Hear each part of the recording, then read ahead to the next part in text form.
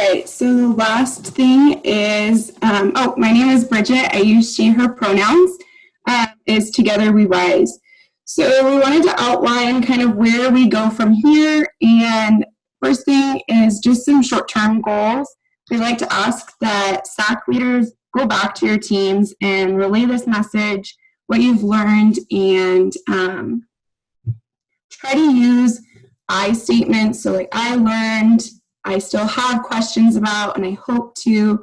This also just helps get the conversation started. And also the big thing is just being able to initiate those conversations with your teammates. And then the second, I guess, short-term goal is we ask or encourage athletes to join some like D-Center virtual hours and D-Center events. We've provided the link to the D-Center website, and then you can also access that on the campus calendar. So I'll pass it along to Allison for our long-term goals. Yeah, so connecting back to that idea from the start of the presentation about the culture of athletics and why we don't have these conversations already, and working on having those and being a more inclusive environment. That's kind of the long-term goal, is to have that sort of culture in specifically the PLU athletics department.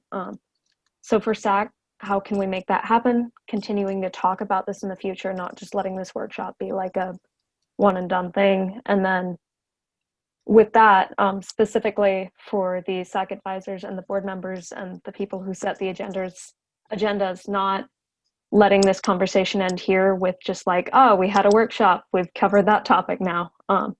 But continuing forward into the future, continuing to have these conversations and make space in meetings for that.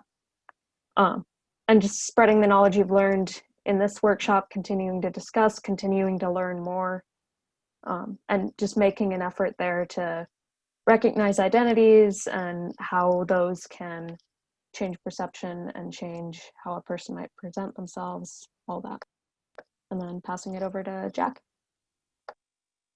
All right, so I mean, as I'm sure you all know, next week is the election, and as a team, it's important to acknowledge the election, but also the discourse that it will cause, and the difficult conversations that it will cause, no matter what side anyone is on.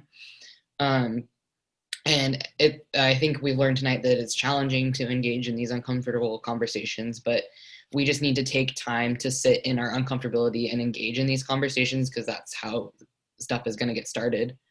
And the D-Center has provided resources here to practice having difficult dialogues, and it's a suggested team activity.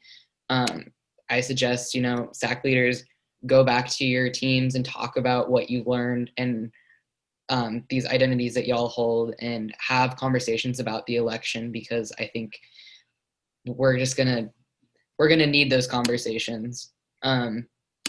But thank y'all for joining us, and we hope to see you in the virtual D-Center soon.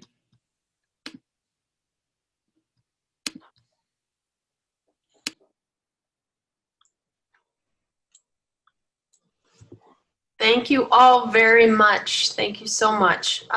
Before we wrap up the workshop, in thinking about the assignment that Jack just proposed to all of you, it's one thing to sit here and have the discussions we have, but now it's the action point, okay? And it's very important that we take this beyond just tonight. I encourage you over the next few days to put into place what you did learn. Go back, ask your coaches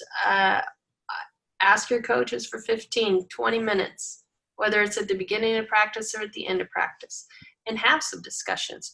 If you're having a team bonding night or activity, that is a great opportunity to say, you know what, coach, I would really like 20 minutes to just get real with my teammates and start some of these conversations that we all know are difficult to have.